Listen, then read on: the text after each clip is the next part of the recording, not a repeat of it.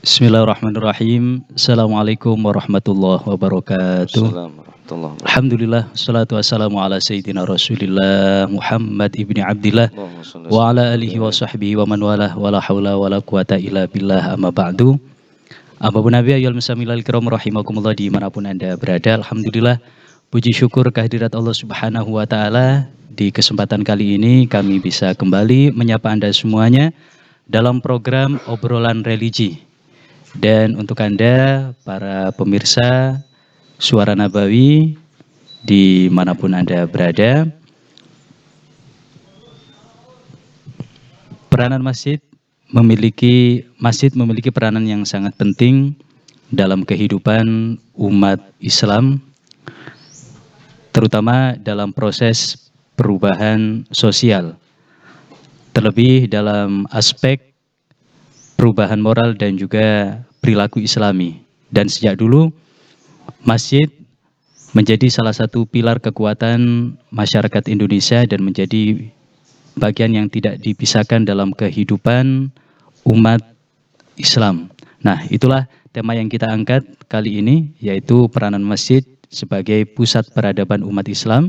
Dan sebagai narasumber kita ada beliau Ki Haji Muhibbullah Khalil. Beliau selaku pengasuh Pondok Pesantren Miftahul Ulum Pajaran. Baik, apapun Nabi Yal Musamilal Kiram rahimakumullah dimanapun Anda berada, kita akan sapa beliau terlebih dahulu. Assalamualaikum ya. Assalamualaikum warahmatullahi wabarakatuh. Kabar gimana kali ini? Alhamdulillah fi khair wa afiat sehat. Alhamdulillah sehat walafiat. Baik, sebagaimana tadi tema yang saya sebutkan, yaitu kita akan membahas tentang peranan masjid sebagai pusat peradaban umat Islam. Bismillahirrahmanirrahim. Alhamdulillahirabbil alamin.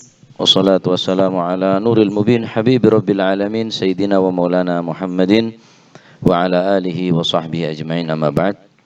Alhamdulillah, Allah subhanahu wa ta'ala di siang hari ini mempertemukan kita kembali dalam acara obrolan religi yang mudah-mudahan akan membawa manfaat berkah insyaallah, khususnya bagi kita dan kaum muslimin pada umumnya. Nah, alhamdulillah, ahbabun nabi ayyuhal mustami'un al-kiram rahimakumullah dimanapun Anda berada, masjid jika menggunakan kasroh jimnya maka adalah tempat yang disediakan untuk sholat 5 waktu, yakni tempat sujud. Manakala masjid menggunakan fathah, maka masjid di situ dibaca dengan masjid, adalah tempat yang dipakai untuk bersujud. Jadi masjid ada masjid. Masjid adalah yang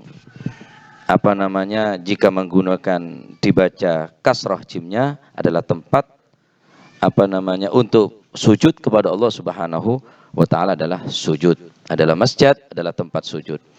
Namun demikian Mas Zain, masjid ini maknanya lebih luas, lebih banyak lagi, melebar dan meluas. Artinya masjid ini bukan hanya tempat sujud, tempat beribadah, tempat ketaatan kepada Allah Subhanahu wa ta'ala, karena di sujud ini adalah hubungan kita yang paling dekat kepada Allah Subhanahu wa ta'ala.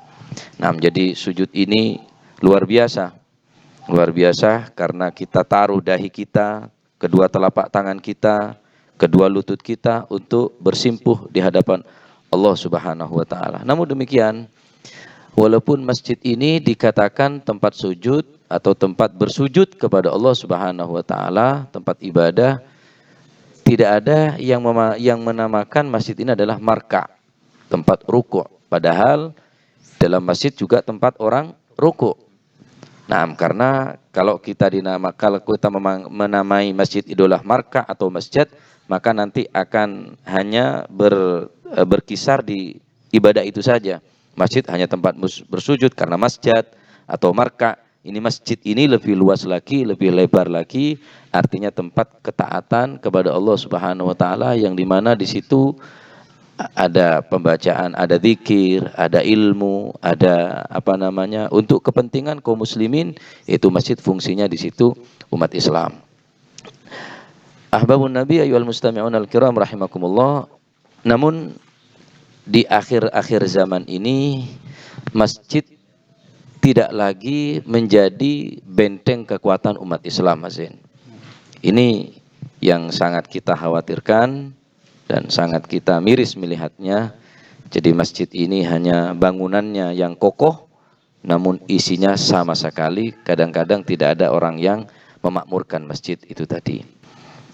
Nah, Allah Subhanahu wa taala di dalam Al-Qur'an berfirman, Bismillahirrahmanirrahim, innama ya'muru masajidallahi man amana billahi wal yawmil akhir wa aqamas shalah wa ataz zakah wa lam yakhsha illallah fa'asa ulaika ayyakunu minal muhtadin. Yang artinya hanyalah orang-orang yang memakmurkan masjid. Di sini kalau anak-anak santri kalau tidak salah, masuk ke mazaidah ini adalah faedahnya lil hasar. Hanya saja orang yang dikatakan beriman itu tandanya orang yang mau memakmurkan masjid, bukan membangun masjid di sini. Bukan menghiasi masjid, bukan tidak boleh, boleh. Tapi yang ayatnya di sini memakmurkan masjid tentunya dengan ibadah. Bagi siapa orang yang memakmurkan masjid? Man amana billah, orang yang beriman kepada Allah wal yaumil akhir dan beriman kepada hari akhir, yakni kiamat, wa aqamas shalah wa ataz zakah wa lam yakhsha illallah.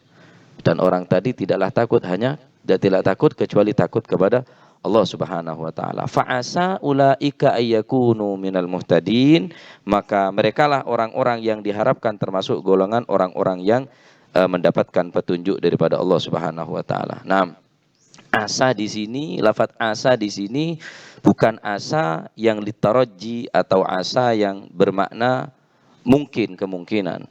Tapi di sini sebagaimana ada asa yang memang disebutkan di dalam Al-Qur'an, Allah Subhanahu wa taala berfirman, asa ayyab'atsaka rabbuka maqamam mahmuda. Jadi jelas di sini orang yang memakmurkan masjid, mereka akan mendapatkan petunjuk daripada Allah Subhanahu wa taala. Wa minal laili fatahajjat bihi nafilatan lak asa ayyab'atsaka rabbuka maqamam mahmuda. Jadi asa di sini bukan, kalau Jawanya bukan mandar-mandar, menowo-menowo, bukan menowo-menowo. Dipastikan orang yang memakmurkan masjid, orang yang beriman kepada Allah Subhanahu wa taala, beriman kepada hari akhir, yakni hari kiamat, dan beriman dan berarti orang itu akan mendapatkan hidayah daripada Allah Subhanahu wa taala. Oke, baik. Mungkin bisa diceritakan Ustaz sejarahnya bagaimana dulu Nabi SAW kemudian membangun sebuah masjid. Nah, kenapa masjid menjadi kekuatan dan benteng umat Islam? Perlu diketahui rahasia kenapa baginda Nabi SAW membangun pertama kali masjid. Pertama kali, tahun pertama dari hijrah, dari hijrah, Nabi SAW kurang lebih 4 hari ada di sekitar Kuba. Maka Masjid Kuba ini adalah masjid pertama kali yang dibangun oleh Rasulullah SAW. Ini ada yang riwayat mengatakan bahwa ini atas permintaan atau usulan dari sahabat Ammar bin Yasir. Ada yang mengatakan Sayyidina Umar ibn al-Khattab, untuk Nabi supaya lebih aman, lebih tenang beribadah kepada Allah Subhanahu wa taala.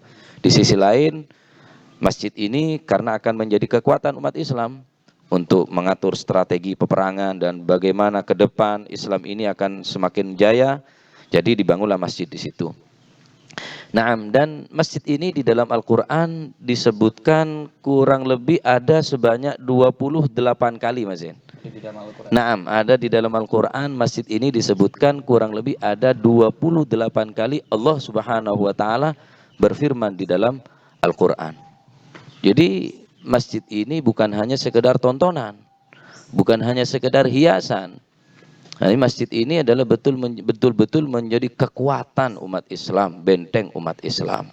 Jadi kalau sekiranya umat Islam sudah tidak menghiraukan lagi masjid, bahkan masjid sudah cenderung sepi sekarang, ya kita bandingkan saja pasar sama masjid, ya jelas kalah kan begitu. Lebih ramai pasar daripada masjid. Nah, padahal di situ di masjid adalah tempat ibadah kepada Allah Subhanahu wa taala, dan tempat yang paling dicintai oleh Allah Subhanahu wa taala dari atas bumi ini adalah masjid. Dan tempat yang paling dibenci oleh Allah Subhanahu wa taala, abghadul biqa atau abghadul bilad ilallah aswaquha. Karena kenapa Allah Subhanahu wa taala mencintai masjid? Karena masjid ini memang ditujukan hanya dibangun hanya untuk Allah Subhanahu wa taala. Wa annal masajida lillahi fala tad'u ma'allahi ahada. Wa annahu lamma qama Abdullah yad'uhu kadu yakununa alaihi libada. Karena masjid ini sesungguhnya masjid-masjid itu adalah untuk Allah. Maka janganlah kalian sekali-kali beribadah kecuali ibadah menyembah kepada Allah Subhanahu wa taala. Jadi kalau orang yang masuk ke masjid dipastikan orang beriman kepada Allah Subhanahu wa taala, yakni memamurkan masjid, bukan masuk masjid bawa bantal, Mas Zain. Ya enggak? Bawa bantal ya ngorok di jero masjid. Kenapa pasar menjadi tempat yang paling dibenci oleh Allah Subhanahu wa taala? Karena di dalam pasar itu ada ikhtilat. Ada campur aduk di situ laki perempuan. Ada orang juga janji palsu di situ, banyak orang bohong di situ. Nah, kalau di masjid insya Allah aman dari itu, insya Allah. Karena orang yang memakmurkan masjid itu adalah orang-orang yang orang yang betul-betul kuat imannya, insya Allah. Nah.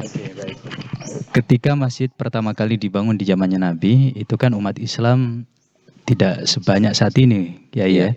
Nah, itu kalau boleh tahu dulu masjid ini digunakan untuk apa aja selain untuk sholat ketika di zamannya Nabi? Nah, masjid di zaman Rasulullah SAW memang tidak sebanyak sekarang, Mas Zain. Jadi masjid itu hanya ada satu masjid namanya Masjid Quba, kan begitu. Jadi masjid itu betul-betul menjadi sentral umat Islam, perkumpulan besar umat Islam. Jadi Nabi SAW di masjid itu juga mengadakan halaqah atau pengajian-pengajian ilmu dengan para sahabat. Apapun kegiatannya memang masjid yang menjadi sentral, yang menjadi tempat utama. Nah, karena masjid sekarang sudah banyak. Masjid ini sudah bangunannya sekarang sudah luar biasa. Kadang-kadang orangnya tidak seberapa, masjidnya sudah banyak, kan begitu. Jadi di zaman Rasulullah SAW masjidnya sederhana sekali, hanya berlantaikan tanah dan beratapkan pelapah kurma. Namun dari masjid itu akan menjadi kekuatan umat Islam. Bisa kita rasakan sekarang betapa umat Islam ini banyak sekali berangkatnya ya dari Masjid Quba yang kecil, sangat kecil saat itu. Jadi tidak bisa dipungkiri bahwa masjid memang adalah kekuatan umat Islam sampai sekarang. Kalau umat Islam pengen kuat, umat Islam pengen disegani oleh mereka, maka masjid penuhi. Dan perlu diketahui ahbabun Nabi, ayyuhal mustami'un al-kiram rahimakumullah, yang paling ditakuti oleh mereka orang Yahudi, orang-orang kafir yang sengaja ingin memerangi dan memusnahkan umat Islam, yang paling mereka takuti hanya satu. Mereka tidak takut senjata mezen. Mereka tidak takut bom nuklir, senjata apapun mereka punya. Kalau kita bicara kekuatan, mereka lebih kuat dari kita. Hanya satu yang menjadi ketakutan mereka. Jangan sampai umat Islam sholat 5 waktu seperti sholat Jum'ah. Ketika umat Islam sudah sholat 5 waktunya, zuhur, asar, maghrib, isya, subuhnya seperti sholat Jumat, dipastikan umat Islam ini bersatu. Kesatuan dan persatuan umat Islam akan menjadi bom bumerang bagi mereka. Mereka tidak takut bom. Karena umat Islam memang dididik tidak takut mati. Iya, tidak takut mati umat Islam ini. Super wanian umat Islam ini, Mas Zain. Jangan sampai umat Islam bersatu dalam masjid. Jadi mereka berusaha dengan sekuat tenaga apapun, mereka jangan sampai umat Islam tahu tentang kehebatan masjid. Sehingga mereka apa yang terjadi? Masjid sekarang sepi. Kalau Anda pengen tahu berapa banyak atau jumlahnya umat Islam, ya kita lihat hari raya. Sholatnya setahun pindu, Idul Adha, Idul Fitri. Tapi kalau Anda pengen tahu kekuatan iman, kekuatan agama mereka, kita lihat nanti subuh. Ya mentok sak baris, mentok wis luar biasa wis. Pujiane mes setengah jam itu, ya. Wis ndak moro nang masjid, sing puja di masjid Pak itu. 9:17 tok ya. Nah, ini yang menjadi masalah tentunya bagi kita. Bagaimana kita mempromosikan masjid, bagaimana kita mengenalkan masjid kepada umat Islam ini. Jadi mudah-mudahan masjid ini akan menjadi, insya Allah akan menjadi kekuatan dan benteng persatuan umat Islam, insya Allah. Baik, kalau ditinjau dari terminologi tadi, pengertian dari masjid ya, itu adalah tempat untuk bersujud. Ya. Nah, sebenarnya untuk bersujud itu kan bukan hanya di masjid, ada di musola, ada di rumah pun bisa. Nah, sekarang yang saya tanyakan, Nah, apa yang membedakan atau yang membuat istimewa bangunan masjid dengan bangunan-bangunan yang lainnya, termasuk juga perbedaannya dengan musola? nah, perbedaannya sangat banyak. Di musola kita tidak bisa i'tikaf di dalamnya. Dan di musola ini sebetulnya guru kita sudah banyak menjelaskan dan menerangkan tentang fadilah-fadilah masjid, keutamaan-keutamaan masjid dibandingkan dengan musola. Musola itu sebetulnya diadakan atau dibangun untuk perempuan-perempuan yang jauh dari masjid. Jadi dibangunnya musola ini bagi perempuan yang memang dilarang untuk ke masjid. Sepertinya perempuan yang pengen ngaji karena di masjid takut ngotori karena keadaan haid, maka dibangun musola. Jadi kalau masjid memang ada riwayat yang menjelaskan bahwa masjid ini keutamaan semakin banyak kita melangkahkan kaki menuju ke masjid, maka semakin banyak pahala yang kita dapat. Lain halnya dengan musola. Nah, memang musola ini diciptakan untuk perempuan. Dan masjid bagi perempuan bukan masjid itu. Rasulullah SAW bersabda, khairu masajidin nisa ga'ru buyutihinna. Sebaik-baik masjid adalah di dalam rumah yang paling dalam bagi perempuan. Nah, dari hadis ini berarti kita pergi ke musola sama saja kita sholat di dalam rumah. Tidak ada fadilah sama sekali. Nah, di masjid memang ada riwayat-riwayat yang masjid di situ banyak sekali riwayat yang menerangkan fadilah daripada masjid. Di antaranya kelak di akhirat masjid ini akan menjadi naungan bagi orang yang mencintai masjid. Di antaranya ada 8 golongan yang kelak akan mendapatkan naungan di saat tidak ada naungan kecuali naungan daripada Allah Subhanahu wa taala. Rajulun qalbuhu mu'allaqun bil masajid. Hati seseorang tadi itu selalu bergantung kepada masjid. Jadi dia ingin bepergian kemana? Masalan ke Surabaya. Ini mepet, ini nanggung jamnya. Ini kalau sholat di masjid, nanti masjid di sini siapa yang ngisi? Begitu. Kalau kita mau pergian agak jauh, besok kita nginep berapa hari? 2 hari. Atau ziarah ke sana ke sini. Tuh. Jadi hatinya berat sekali kepada masjid. Ini yang dikatakan mu'allaqun bil masajid. Hatinya akan selalu bergantung kepada masjid, eman betul meninggalkan masjid. Kalaupun toh dia harus keluar dari rumah, maka prioritas utama dia akan mencari, kalau saya pergi ke barat masalan, masjid mana nanti yang akan saya singgahi. Kalau ke timur, kira-kira nanti kita sholat asarnya di mana, maghribnya di mana gitu. Itu yang hatinya selalu bergantung kepada masjid, dan besok orang seperti itu akan mendapatkan naungan yauma la dhilla illa dhilluh. Di saat itu tidak ada naungan kecuali naungan daripada Allah Subhanahu wa taala. Nah, baik.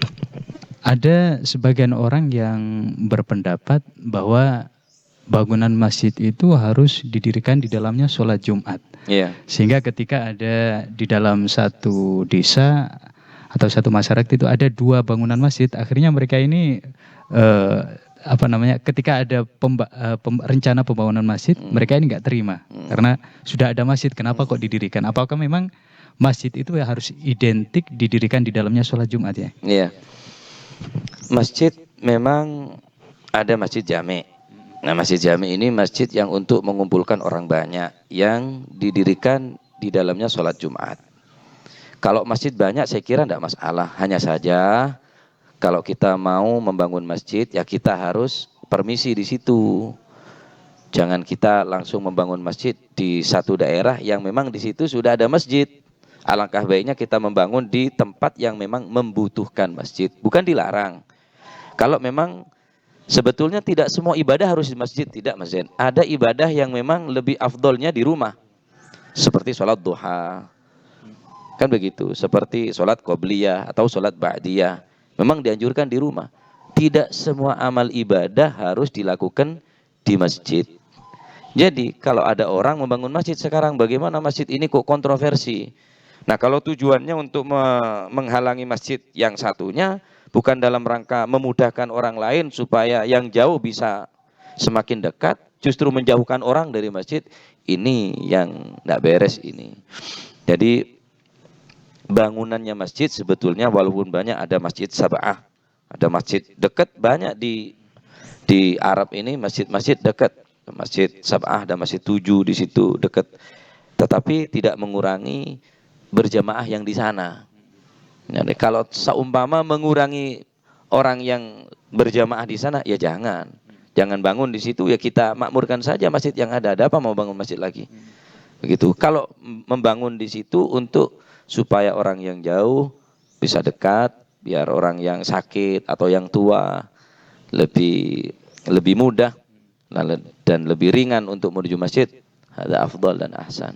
Bagus untuk membangun masjid. Jadi memang bangunan masjid ini selalu ada kontroversi. Kalau tidak tukaran duduk masjid. Kalau bangun musola saya kira semen tukangnya aman. Tapi nek masjid ini kudu tukaran masjid.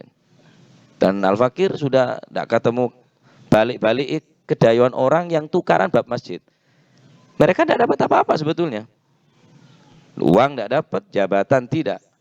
Akan tetapi kalau membangun masjid tadi itu sudah tidak dilandasi karena Allah Subhanahu wa taala, ya gini jadinya. Sehingga kalau saya berpikir lek duduk masjid, lek ndak tukaran duduk masjid. Jadi tukaran eker-ekeran dime, lek wis merampung tukarane baru dadi. Lek durung mari tukarane sik ndak mari masjid. Jadi memang sangat rentan sekali masjid di sini. Sangat rentan sekali masjid di sini, sehingga kalau tokoh masyarakat di situ tidak bekerja sama dengan orang-orang yang sekitarnya, kalau sekiranya masjid di situ sudah tidak dibutuhkan, cari tempat yang lebih membutuhkan masjid, begitu. Tadi masjid memiliki keutamaan dibandingkan dengan bangunan yang lainnya, walaupun untuk ibadah seperti dibandingkan dengan musola. Nah, ketika ada orang yang ingin mewakafkan tanahnya, ini untuk apa? Untuk masjid atau musola? Nah, sementara di sini ada masjidnya. Ini yang terbaik ini gimana ini? Ya, yang terbaik masjid. Untuk masjid. Ya, tinggal kita musyawarah dengan, takut ustadznya ini kalah saingan atau apa. Ini yang lebih musibahnya, perkaranya lebih besar dari masjidnya ini. Jadi kita bicara baik-baik bahwa kami akan mewakafkan satu sebidang tanah ini untuk masjid. Tujuannya apa? Untuk supaya orang lebih dekat ke masjid. Kita tidak mau mengganggu kegiatan yang masjid sebelah. Nah, tidak mengganggu karena orang yang dicintai oleh Allah Subhanahu wa taala adalah orang yang disibukkan ngurus masjid. Mereka menyapu masjid. Ini fadilahnya juga. Bahkan di Syarhul Ainiyah itu karangnya Al-Haddad, di situ diterangkan bahwa orang yang membersihkan kotoran-kotoran kewan di masjid itu akan menjadi mahar kelak di akhirat, menjadi maharnya bidadari. Semakin kita banyak membersihkan kotoran di masjid, atau itu karena ayam atau yang lainnya, itu akan menjadi mahar. Semakin Anda banyak membersihkan, semakin banyak istrinya. Jadi beristri bidadari saja. Nah, sehingga Rasulullah SAW bersabda, "Idza ahabballahu 'abdan ja'alahu gayyima masjidin, wa idza abghadahu ja'alahu gayyima hamamin." Allah Subhanahu wa taala jika senang terhadap hambanya, maka Allah Subhanahu wa taala akan menjadikannya pengurus masjid, pembersih-pembersih masjid. Karena dia membersihkan tempat ibadah, tempat sujud kepada Allah. Namun demikian jika Allah Subhanahu wa taala sudah benci kepada seseorang, maka Allah Subhanahu wa taala akan menjadikan orang tersebut petugas kolam renang. Karena itu banyak orang telanjang. Di situ banyak anak telanjang, orang-orang telanjang. Jadi pekerjaan yang utama adalah membersihkan masjid, karena orang yang dicintai oleh Allah Subhanahu wa taala adalah orang yang mau mengurusi masjid, membersihkan masjid. Namun ketika Allah Subhanahu wa taala membenci seseorang, maka dia akan menjadi penjaga kolam renang. Jadi wong muto soalnya. Iya, kurang. Baik. Mengutip tadi ayat yang antum bawakan, innama ya'muru masajidallahi man amana billahi wal yawmil akhir wa aqama sholata wa ata zakata wa lam yasha illallah. Nah, hanya saja yang memakmurkan masjid itu adalah orang-orang yang beriman kepada Allah dan hari akhir. Kemudian orang-orang yang mendirikan sholat dan seterusnya. Nah, ini fenomena yang terjadi saat ini adanya aksi penutupan masjid Ya, dan pencegahan orang-orang untuk melakukan ibadah ada di masjid. Nah, ini bagaimana hukumnya, Yai?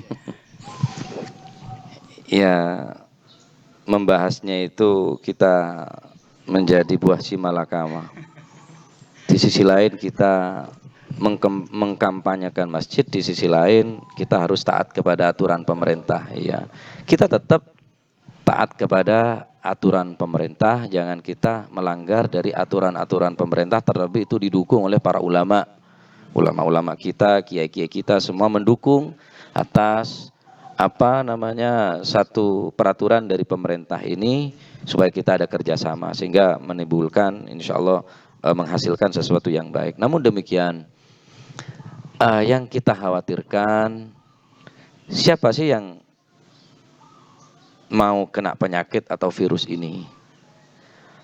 Akan tetapi yang saya khawatirkan takut ada orang, ini mungkin karena al-fakir yang kurang pengetahuan sehingga suudzon, hanya bentuk kehati-hatian. Yang al-fakir khawatirkan ada usaha-usaha orang tertentu, oknum yang mau menjauhkan orang dari masjid. Kita tetap patuh sama pemerintah. Apapun aturan dari pemerintah. Mungkin softnya jangan terlalu dekat, ahlan wa sahlan, bagus. Orang yang masuk harus cuci tangan terlebih dahulu. Naam, ya khair. Atau orang yang mau masuk harus punya wudhu, harus bersih, bawa sajadah sendiri-sendiri, bagus. Ini kan termasuk solusi. Nah, kalau sekarang masjid langsung digembok, Mas Zain.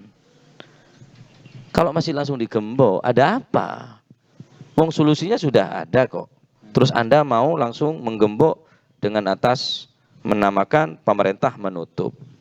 Ini jangan-jangan umat Islam sudah mau dijauhkan dari masjid. Oh, barulah orang-orang mengatakan, gimana ini sekarang kok ditutup masjidnya? Lah pun dino dibuka ya kok ndak melebu.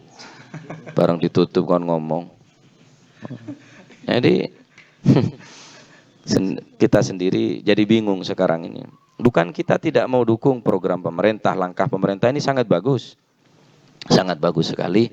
Namun demikian bagi kaum muslimin khususnya dimanapun Anda berada yang dekat-dekat masjid, ya kita makmurkan masjid dengan jalan keluar seperti itu kemarin yang telah diputuskan oleh MUI Pasuruan dan DPR dan pemerintah bahwa yang masuk harus jangan ada bergerombol di situ. Setelah kita melakukan sholat Jumat kita pulang, kita bubar. Semestinya ini jangan digembok begitu. Ini rumahnya Allah Subhanahu wa taala. Bagaimana kita akan mendekatkan diri kepada Allah sedangkan rumahnya sudah dikunci? Ini bukan langkah yang tepat sebetulnya. Kalau toh pemerintah sekarang menganjurkan agar supaya umat Islam mengerjakan sholat Jumat di rumah, baik, tidak masalah. Tidak masalah.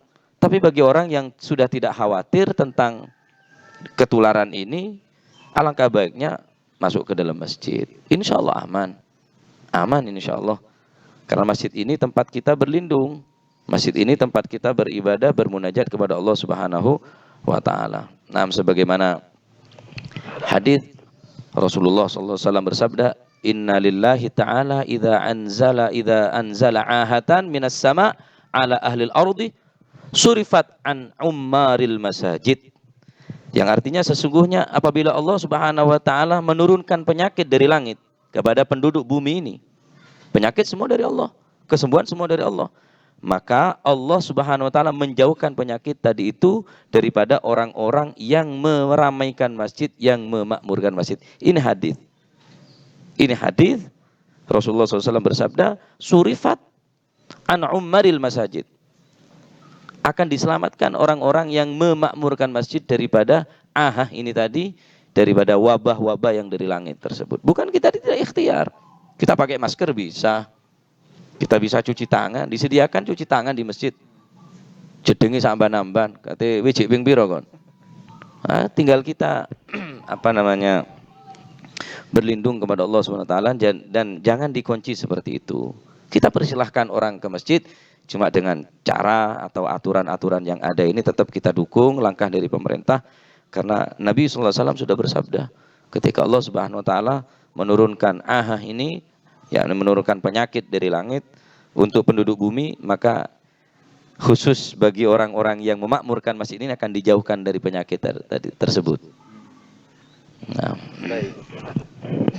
Cuman apakah seorang takmir ini memiliki wewenang ya untuk menutup atau menonaktifkan kegiatan-kegiatan ada di masjid? Apakah mereka punya wewenang? kalau wewenang, karena masjid ini kan hanya orang Islam untuk ibadah. Untuk takmir. Takmir hanya dipasrai untuk menjaga, dan pengurus-pengurusnya hanya untuk menjaga masjid. Mereka kalau peraturannya untuk memakmurkan masjid, kemaslahatan masjid tidak masalah. Tapi kalau digembok terus dikunci, orang dilarang masuk, ini jangan. Jangan. Diatur lah bisa, kenapa enggak? Wong mall bisa diatur kok. Pasar bisa diatur, bank perbankan bisa diatur, mall bisa diatur, tempat-tempat yang banyak keramaian di situ bisa diatur. Kenapa masjid tidak bisa diatur? Bisa dengan pakai masker disediakan, atau tempat bercuci tangan, berwudu, bersih di situ. Terus softnya seperti yang saya jelaskan tadi itu. Jadi takmir masjid di sini jangan karena Anda diangkat menjadi takmir lalu kemudian Anda seenaknya sendiri, jangan. Kita pikirkan ke depan masjid ini. Kalau sudah umat Islam dijauhkan dari masjid, mereka akan tertawa. Mereka yang senang, mereka yang beruntung. Kita yang rugi. Kita yang rugi karena kita ingin dekat dengan masjid. Kita ingin kalau bisa mati dalam masjid kepada keadaan sujud kepada Allah Subhanahu wa taala. Nah, Baik. Masjid ini menjadi tempat untuk beribadah kaum muslimin.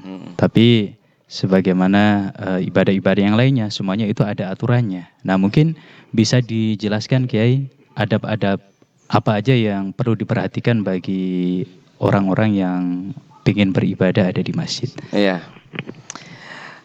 Adab-adab di masjid ini sangat banyak. Di antaranya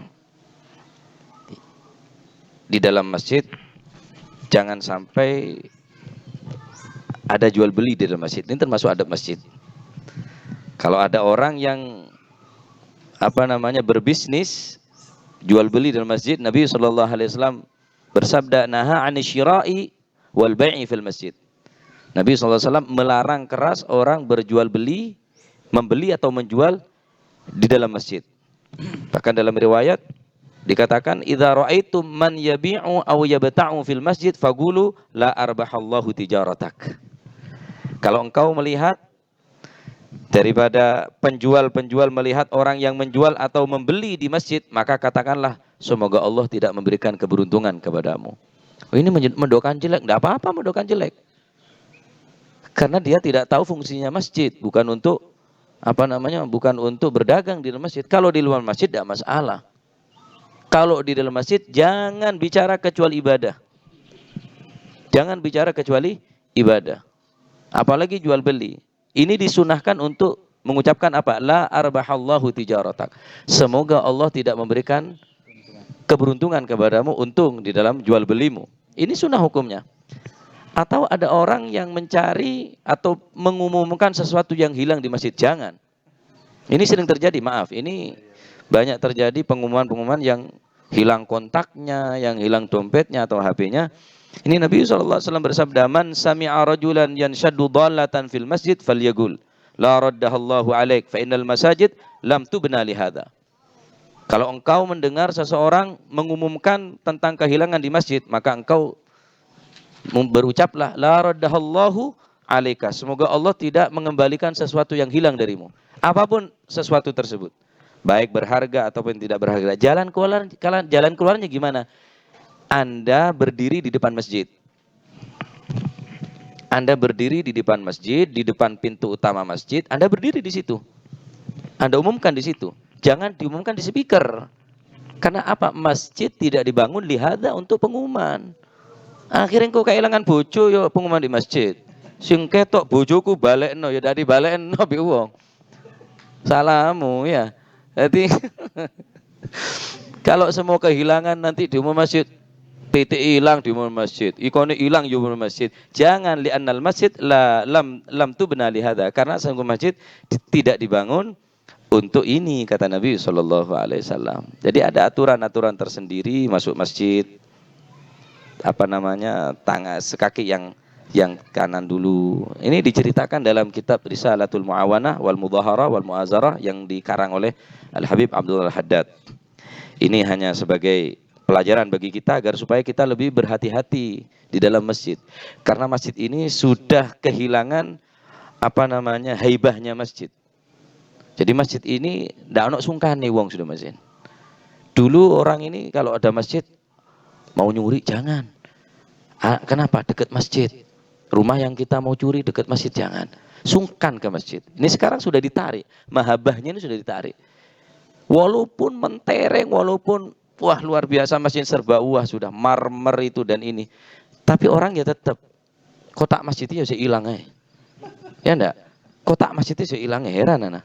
Nah ini kenapa? Karena memang umat Islam sudah mulai tidak mau menjaga daripada adab-adab masuk masjid. Diceritakan di sini waqad qasada Abu Yazid Al-Bustami ila ziyarati rajulin yusafu bil wilayah. Al-Imam Yazid Al-Bustami satu saat akan menziarahi seorang laki-laki yang terkenal dengan wali. Wali besar. Wah, ibadahnya al-abid, an-nasik, al-alim, al-amil. Kemudian Al-Imam Yazid Al-Bustami faqa'ada lahu fil masjid. Beliau karena si wali ini ada di dalam masjid, maka beliau menunggu keluarnya si wali tersebut di depan masjid. Falamma kharaja, ketika wali ini akan keluar dari masjid, hadarathu nukhamatan. Maka si wali ini yang terkenal dengan wali ini mengeluarkan dahak. Riak ya, mengeluarkan dahak, batuk gitu yang nukhamah. Farama biha fi haitil masjid. Kemudian sama si orang yang terkenal wali ini kok diludahkan ke temboknya masjid. Karena melihat perbuatan seperti itu, faraja'a Abu Yazid walam tajtami' bihi. Maka Abu Yazid Al-Bustami tidak mau menziarahi orang tadi itu dan tidak mau berkumpul. Akhirnya orang-orang sama protes sama beliau, sama Imam Yazid Al-Bustami. Ya Imam, engkau tadi menunggu keluarnya si wali ini. Tapi ketika beliau sudah keluar dari masjid, tapi engkau sudah berpaling darinya. Bahkan Anda tidak mau bersalaman, berkumpul dengannya. Waqala, maka beliau mengatakan, kaifa yu'manu ala asrarillah man lam yuhsinil muhafadhu ala adabis syariah. Bagaimana mungkin seseorang tadi itu akan mendapatkan asrar, rahasia-rahasia Allah Subhanahu wa taala, sedangkan orang itu tidak menjaga adab-adab masjid syariah. Dia meludah di dalam masjid. Dia membuang kotorannya di dalam masjid. Ini saja sudah tidak dijaga, apalagi sunah-sunah yang lain. Itu wali. Sampai seperti itu. Jadi karena meludah di dalam masjid dan juga membuang kotoran di masjid, Imam Yazid Al-Bustami pun bergegas pulang, tidak mau mengambil berkah daripadanya. Jadi ini adab-adab masjid termasuk. Nah, baik.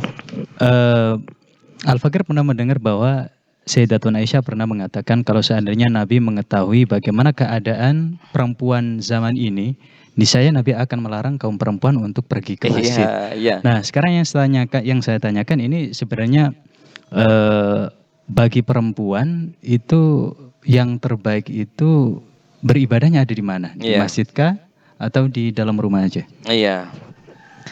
Perempuan sebetulnya seperti hadis yang saya terangkan tadi, yaitu Rasulullah SAW bersabda, khairu masajidin nisa gu'ru buyutihna. Bukan justru dengan hadis ini perempuan semakin terjaga. Karena apa? Karena perempuan ini kalau masuk masjid kadang-kadang mengurangi kekhusyuan, Mas Yen. Dari bentuk apapun, dari minyak wanginya, boleh ke masjid tapi yang tidak duhai'ah, sing dapat jalan. Boleh ke masjid, tidak ada larangan. Tapi nek wis wonge ndak ono lengo wangine sing tutuk dimik lah ini. Terus pakaiannya sudah mengandung syahwat, sudah memancing kita untuk hilang kekhusyuan kita. Jadi alangkah baiknya untuk akhwat, ahbabun nabi ayyuhal mustami'un al-kiram, khususnya para perempuan, Anda menyuruh suami untuk pergi ke masjid, ini pahalanya sama. Tidak dikurangi sama sekali oleh Allah Subhanahu wa taala. Terlebih istrinya, dia tadi itu tahu merayu si suami. Mas, Nek sampean budal nang masjid subuh kok tak kei sing enak. Maksudnya kopinya yang enak gitu. Ojo ngeres sampean iki. Jadi kopi ini sing enak, tak kei sarapan sing enak, masakan tak enak no Mas. Oh, tak kei sing enak-enak sampean engko. Budal nang masjid. Jadi ketika si suami dia melangkahkan kaki ke masjid, si perempuan pun dapat dia. Tidak dikurung, harus keluar rumah. Dan itu pun di dalam rumah diatur lagi oleh agama. Kalau sekiranya di dalam rumah tadi itu masih terlihat orang yang kemungkinan ada orang lewat, jangan di situ, ojo digandok, di ruang tengah. Kalau di ruang tengah masih memungkinkan ada orang lain ajnabi masuk ke situ, di kamarnya. Begitu agama menjaga daripada perempuan. Benar sekali, seandainya Rasulullah SAW mengetahui sekarang ini bagaimana perempuan berpakaian menuju ke masjid, apalagi udan-udanan gini ya dicincing-cincing sampai ketok dengkule, lek perlu sak udele pisan ketok, ya jelas ini sudah apa namanya, sesuatu yang dilarang oleh agama. Kalau perempuan ke masjid tidak masalah. Kalau sekarang dia sholat berjamaah, apa yang harus dilakukan oleh makmum perempuan ketika imamnya salah? Kan bukan lafaz subhanallah. Mengingatkannya kan harus dengan tepuk tangan, kan begitu. Ini artinya ketika si perempuan dengan sengaja mengingatkan orang lain ajnabi di sini, si imamnya orang lain dengan sengaja dan tahu keharaman, bisa batal sholatnya dia. Subhanallah. Karena apa? Karena memang menjaga betul agama ini. Nggak softnya memang disediakan untuk perempuan. Kalau masjid sini, untuk masjid di rumah ini tidak menyediakan untuk perempuan. Di rumah saja, menjadi DRS. Di rumah saja. Ya. Oke, baik, itu untuk perempuan ya. Sekarang ini banyak orang tua yang apa namanya ini pingin anaknya itu bisa mengikuti orang tuanya. Akhirnya mulai kecil itu diajak ke masjid Iya. begitu. Nah, ini hal apa aja yang harus diperhatikan oleh para orang tua ketika mengajak anak-anaknya yang masih kecil untuk ke masjid. Ya, Nah, apakah sebetulnya memang ini dianjurkan? tidak ada larangan anak-anak ke masjid. Bahkan dididik supaya kenal masjid dengan catatan tidak mengganggu kekhusyuan beribadah di situ. Kalau untuk melatih tidak harus tepat waktu untuk sholat. Mungkin lain waktu, pagi misalnya, kita ajak anak-anak kita ke masjid, ayo kita sholat duha di masjid. Atau kita ajak bermain di sekitar masjid supaya kerasan di masjid. Nah, kalau sekarang ada larangan, dilarang anak kecil masuk masjid, ya jangan. Ini tidak mendidik, ini namanya. Ditanamkan sedini mungkin cinta masjid. Hatinya bergantung dengan masjid, ditanam sedini mungkin kita kenalkan ini masjid. Nah, yang dilarang ini bagaimana? Kalau sekiranya mengotori masjid, di situ ada anak kecil yang tidak bisa membuang hajat, tidak membersihkan, tidak tahu mana najis atau tidak. Ya orang tua di sini harus tahu. Jadi mendidiknya bukan harus dibawa Jumatan. Akhirnya terjadi. Ini kejadian nyata Mas Zen. Ada orang bawa anaknya yang belum dikhitan ke masjid. Saya bilang, kalau mau mendidik Pak, sekiranya tidak mengganggu ibadah orang lain. Oh, enggak Ustaz, insya Allah ini sudah terlatih masuk masjid. Benar. Waktu tahiyat akhir, si anak ini berdiri, endasi uang dijotosi kabeh, del. Lah ini yang kita khawatirkan. Jadi tidak ada larangan bagi orang tua mendidik anak di masjid, TPQ dekat masjid, selama tidak mengganggu kegiatan di masjid. Dan kita tanamkan dan kita kenalkan kepada anak-anak kita bahwa masjid ini adalah baitun min buyutillah. Pun Anda berada dan para pemirsa Suara Nabawi yang dimuliakan oleh Allah Subhanahu wa taala, kembali lagi dalam program Obrolan Religi, di mana obrolan kita kali ini mengangkat tema yaitu peranan masjid sebagai pusat peradaban umat Islam. Baik, banyak hal tadi yang sudah saya tanyakan dan dijawab oleh beliau, termasuk juga tadi adab-adab seseorang ketika ada di dalam masjid. Nah, selain adab-adabnya, apakah ada hal-hal yang dianjurkan oleh Nabi mungkin dari segi pakaian atau apapun itu bagi orang yang mau ke masjid ya? Nah, Allah Subhanahu wa taala di dalam Al-Qur'an berfirman, Bismillahirrahmanirrahim, ya bani Adam khudhu zinatakum 'inda kulli masjidin wa kulu washrabu wa la tusrifu innahu la yuhibbul musrifin. Yang artinya, wahai anak-anak Adam, berpakaianlah kalian pakaianmu yang indah di setiap memasuki masjid. Perintah sholat dikaitkan dengan perintah berhias, Mas Zain. Perintah sholat oleh Allah Subhanahu wa taala dikaitkan dengan perintah berhias pakaian. Bukan perintah menutup aurat. Walaupun ini tafsirnya adalah sebagian ayat ini untuk kewajiban menutup aurat. Tapi konteks ayatnya adalah zinatakum inda kulli masjidin. Dengan berpakaian yang rapi, berpakaian yang bagus, yang sopan. Jadi memang ini ada aturan-aturan tersendiri masuk ke dalam masjid. Jangan disamakan masuk ke dalam mall. Jangan disamakan masuk ke dalam gelora atau tempat-tempat olahraga, jangan. Ini masjid memang diatur khudu zinatakum inda kulli masjidin. Ambillah berpakaianlah kalian pakaian yang bagus. Tidak harus baru. Yang bagus, yang bersih, yang sekiranya baju tadi itu tidak dilihat yang kotor gitu. Ya tidak harus baru, yang bersih begitu. Nah, lalu kemudian ayat ini diteruskan dengan wakulu washrabu wala tusrifu innahu la yuhibbul musrifin. Makanlah dan minumlah dan janganlah berlebih-lebihan karena sesungguhnya Allah tidak menyukai orang-orang yang berlebihan. Nah, ayat perintah di sini banyak sekali, menghiasi diri dengan berpakaian yang rapi, juga boleh makan tapi jangan terlalu, boleh meminum tetapi jangan terlalu. Ada yang unik dari ayat ini, ada orang Nasrani satu saat, orang Nasrani ini mendatangi Khalifah Harun ar-Rasyid. Harun ar-Rasyid ini didatangi oleh orang Nasrani yang mana orang tadi itu sangat mahir sekali di dalam kitabnya. Wahai Harun ar-Rasyid, aku tidak mendengar di kitabmu, yakni Al-Quran, tidak diterangkan tentang kesehatan. Di situ hanya diterangkan bagaimana beribadah, sekalipun tidak dituliskan tentang ilmu-ilmu tentang kedokteran, kata si Nasrani. Di situ hanya diterangkan bagaimana kamu beribadah, berwudu kepada orang tua, tapi kesehatannya kok tidak dijelaskan bagaimana menjaga kesehatan. Maka Khalifah Harun ar-Rasyid mengatakan kepada kedokteran, sang Nasrani kepada Nasrani tadi, sesungguhnya Allah Subhanahu wa taala mengumpulkan ilmu-ilmu kedokteranmu hanya sepenggal ayat saja. Washrabu wakulu washrabu wala tusrifu. Makanlah kalian, minumlah kalian, tapi jangan berlebihan.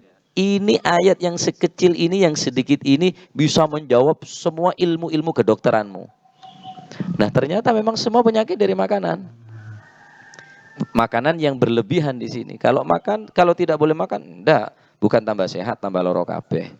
Jadi ini luar biasa ayat ini, bahwa berkaitan dengan masjid juga. Kalau kita mau ke masjid, berpakaianlah yang rapi, yang sopan, kalau bisa yang bersih, yang baunya harum, sehingga orang masuk ke masjid itu kelihatan Anda keluar dari masjid, masuk masjid ini menarik begitu. Jadi kalau asal-asalan, ndak kelamben, ndak suplukan, topi miring ya. Topi miring iki kate smackdown ta, kate gelut ta, kate ngedep nang pangeran. Nah, itu termasuk di antara adab-adab masuk ke masjid. Nah, baik, ini fenomena di akhir zaman di mana orang-orang ini pada berlomba-lomba untuk membangun masjid, ya. Dan ini merupakan salah satu tanda-tanda kiamat ketika ya tatawuluna fil bunyan gitu ya. Ya, ya. Nah, ini sebenarnya bagaimana syariat mengatur bangunan masjid. Kita lihat kalau sekarang di masjid itu banyak kaligrafi, kemudian banyak ornamen-ornamen yang lainnya. Apakah memang seperti itu bangunan masjid itu diatur dalam syariat Islam? Iya. Kalau kita mengacu kepada agama, sebetulnya tidak ada larangan. Akan tetapi kalau terlalu ramai masjidnya, ini akan mengurangi kekhusyuan. Jadi ada tata cara sendiri kita sholat yang sekiranya mengurangi kekhusyuan kita. Seperti halnya ada jendela yang lurus orang tadi itu sekiranya mengurangi, ditutup. Atau bangunnya sekarang terlalu ramai, banyak kaligrafi, bukan tidak boleh, tapi kalau terlalu banyak, ini kalau guru kita Al-Ustaz Al-Habib Taufik bin Abdul Ghadir As-Segaf pernah menerangkan tentang bagaimana mengecat masjid ini boleh, tapi catnya yang putih. Jadi yang bersih begitulah, tidak dicelontang-celonteng kayak apa namanya tempat-tempat yang lainnya begitu. Jadi walaupun sekarang dengan alasan supaya menarik, bukan begitu cara menariknya. Bukan itu justru semakin apa namanya mengurangi haibah daripada masjid. Katanya di Hadramut itu tidak ada yang warna-warni, hanya satu warna putih semua. Itu kata beliau. Jadi alangkah baiknya masjid ini tidak dicat dengan warna-warni kecuali dicat dengan warna putih, karena warna putih itu warna yang paling dicintai oleh Nabi Shallallahu Alaihi Wasallam. Nah, baik. Baik, mungkin untuk sebagai penutup, Kiai, ada hal yang ingin disampaikan untuk kaum muslimin dimanapun berada tentang apa namanya tema yang kita angkat di iya. kesempatan kali ini. Ahbabun Nabi ayuhal mustami'un al-kiram rahimakumullah dimanapun Anda berada. Mari masjid ini kita jadikan tempat kekuatan Islam, membangun peradaban umat Islam. Masjid ini kita buat apa namanya tempat kita beribadah, bersujud kepada Allah Subhanahu wa taala. Karena di akhir zaman ini banyak sekali orang-orang yang tidak menghargai masjid. Tidak menghargai masjid. Kata Nabi SAW bersabda, "Ya'ti fi akhir zaman nasun min ummati ya'tunal masajid fayaq'uduna fiha hilakan dzikruhumud dunya wa hubbud dunya la tujalisuhum falaysa lillahi bihajah." Nauzubillah. Yang artinya akan datang pada akhir zaman sejumlah orang-orang dari kalangan umatku yang datang ke masjid, namun mereka duduk-duduk di masjid, melingkar-melingkar di masjid di dalamnya, namun yang dibicarakan mereka tidak lain dan tidak bukan hanya dunia dan mencintai dunia. Maka ketahuilah, janganlah kalian bergaul, bergabung dengan mereka, sebab Allah tidak butuh terhadap mereka. Jadi kalau sekiranya Anda tidak bisa memakmurkan masjid, tidak bisa menjaga masjid, jangan ke masjid sudah. Takut yang ini yang disabdakan oleh Nabi SAW, mereka hanya datang ke masjid, mengobrol di situ, hanya membahas dengan candaan-candaan yang sama sekali akan tidak ada manfaatnya, dan Anda menghampiri masjid, menghadiri masjid, namun Anda berbicara tentang dunia dan hubud dunia di situ, maka ketahuilah, kata Nabi, la tujalisuhum, jangan sekali-kali bergabung dengan orang tersebut, falaysa lillahi bihajah, karena Allah tidak butuh sama orang seperti ini. Allah sangat benci kepada mereka karena mereka sudah tidak menghargai masjid. Allah Subhanahu wa taala berfirman, "Wa may yu'azzim sya'airallah fa innaha min taqwal qulub." Barang siapa yang mengagung-agungkan sya'air dinillah, yakni tanda-tanda kebesaran agama Allah, yakni dalam hal ini adalah masjid, maka orang itu kalau bisa menghargai masjid, mengagungkan masjid, maka insya Allah di hatinya orang tersebut ada rasa takwa Allah, takut kepada Allah Subhanahu wa taala. Jadi masjid ini akan menjadi tolak ukur bagi kita, kekuatan umat Islam, kesatuan dan persatuan akan kita bisa rajut dengan kita bisa memakmurkan masjid ini.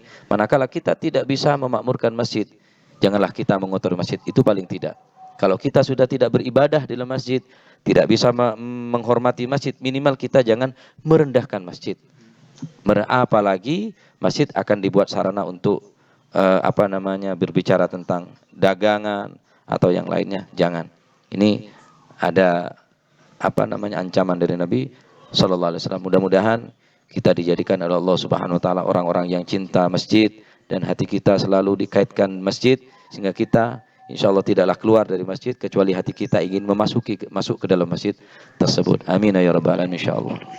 Baik, Bapak Nabi, ayyuhal muslimil al-kiram rahimakumullah, dan pemirsa Suara Nabawi dimanapun Anda berada.